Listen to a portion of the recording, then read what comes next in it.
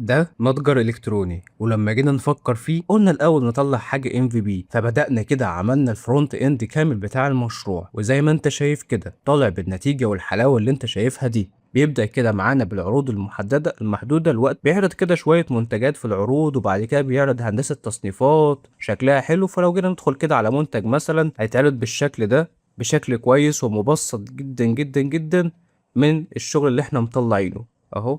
فبيسألك ليه المنتج ده ومواصفاته واضحة وهنا بيعرفك كل حاجة عن المنتج وتقدر تضيفه للسلة كمان. فلما جينا نضيفه للسلة اهو اتضاف فوق اهو، ودي منتجات تانية مضافة للسلة زي ما انت شايف كده، وتقدر تكمل عملية الشراء. متابعة للدفع، تجربة إلكترونية مطمئنة وواضحة الخطوات. طبعا ولأن ده مش مرفوع على سيرفر لسه، فالدنيا بطيئة شوية، وفي الآخر تأكيد الطلب وتتبع الطلب وهكذا. ولو رحنا تاني للرئيسية هنلاقي إن في تصنيفات بقى وحاجات بقى عن إيه كل قسم أنت محتاج إنك تشتري منه.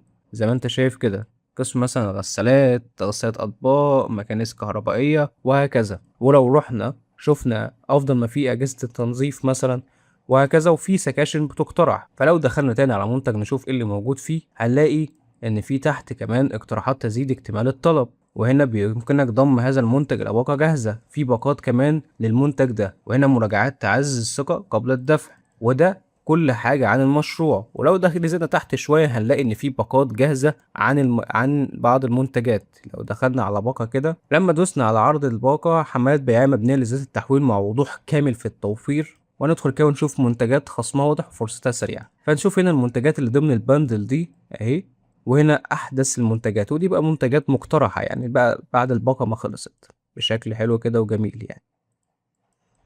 ولو رحنا للرئيسية تاني ونزلنا تحت شوية، طبعا احنا شفنا التصنيفات. ممكن بقى نروح للعروض.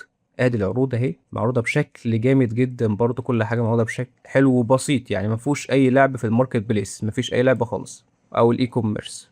وهنا بقى دخلنا على الماركات او البراندز، هنلاقي سامسونج، ال جي، بوش، ميديا. دخلنا على اي حاجة منهم هنلاقي طبعا ايه المنتجات الخاصة فيها المعروضة عندنا او المعروضة في الويب سايت. ولو دخلنا القسم المتجر نفسه هنلاقي بقى الجزء اللي هو بتاع الفلترنج والحاجات دي. وزي ما انت شايف هنا في قسم المتجر لما دخلنا عليه تصفية وترتيب، وتصفي زي ما انت عايز وترتب زي ما انت عايز بفلترنج كتير، ولسه هنضيف فلترنج اكتر ان شاء الله. وهنا منتجات بقى على حسب التصفية اللي انت بتصفيها زي ما هو موجود في اي متجر بشكل عام يعني. وبس ده كان كل حاجة عن الاي كوميرس وازاي احنا بنشتغل فيه. وهنا دي في اقسام فوق كده عن كل قسم مثلا لو عايز تدخله بشكل سريع. وده كان كل حاجة عن الاي كوميرس بنشتغل فيه ازاي وبنهندله ازاي في البداية كام في بي، وبنبدأ ان احنا نفكر فيه ازاي وننفذه ان شاء الله على اعلى مستوى بعد كده لما يكتمل للاخر بإذن الله.